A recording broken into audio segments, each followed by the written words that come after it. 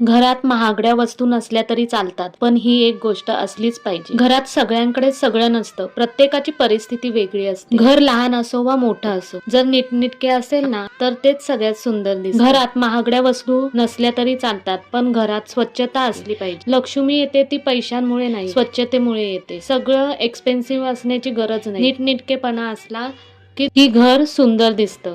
आणि घर सुंदर बनवायला पैशांची नाही तर सवयीची आणि स्वच्छतेची गरज असते. घर स्वच्छ ठेवणं म्हणजे फक्त धूळ काढणं नाही, ते आपल्या मनालाही स्वच्छ करतं. जेव्हा घर अस्ताव्यस्त असतं तेव्हा न कळत मनावर ताण येतो, चिडचिडपणा वाढते आणि काहीच करावं असं वाटतं. पण जसं आपलं घर नीटनेटके ठेवतो तसं मन शांत होतं, एक वेगळी प्रसन्नता. आणि जिथे मन शांत असतं तिथे विचार पॉझिटिव्ह होतात, कामात लक्ष लागतं आणि हळूहळू सगळी कामं व्यवस्थित व्हायला लागतात. म्हणूनच म्हटलं जातं, जिथे स्वच्छता आणि पॉझिटिव्ह एनर्जी असते तिथे लक्ष्मी आपोआप नांदते.